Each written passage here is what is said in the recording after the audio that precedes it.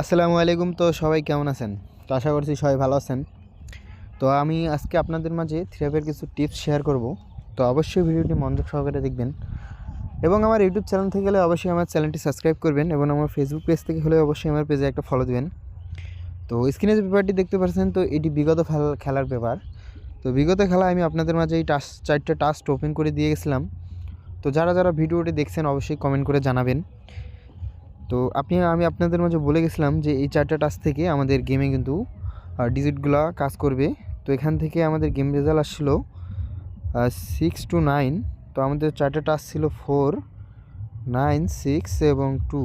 তো এখান থেকে আমাদের কিন্তু 6টা থ্রিআপ গেমে ওপেন ডিজিট হিসেবে কাজ করে এবং 2টা মিডল ডিজিট হিসেবে কাজ করে এবং 9টা ক্লোজ ডিজিট হিসেবে কাজ করে। তো এখান থেকে কিন্তু গেম ফিনিশ করে। তো নিউ খেলার জন্য যে পেপারটা আছে সেটা আজকে আপনাদের মাঝে দেখাবো। তো ভিডিওটি কাটছাট না করে মনোযোগ সহকারে দেখবেন এবং বিগত খেলার যে পেপারগুলো আছে সেগুলো আজকে আপনাদের মাঝে দেখাবো এর এবং তার পরবর্তী খেলায়। তো এই খেলায় আমাদের গেম রেজাল্ট আসে 8, 9, 5। তো আমাদের চারটা টাস্ক ছিল 6, 5, 8 এবং 1।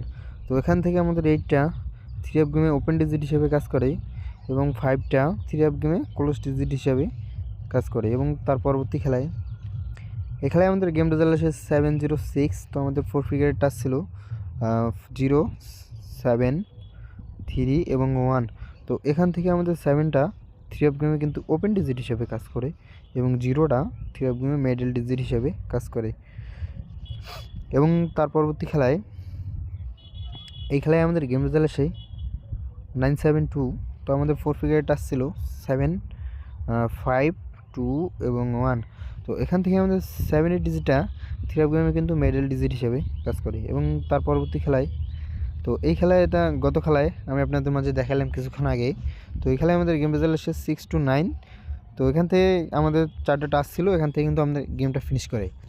তো নিউ খেলার জন্য আপনাদের মাঝে আমি চারটা টাস্ক ওপেন করে দিয়ে গেলাম 7, 9, 2 এবং 1। তো সবাই ভালো থাকবেন, সুস্থ থাকবেন। যদি ভালো লাগে অবশ্যই ধরে খেলবেন।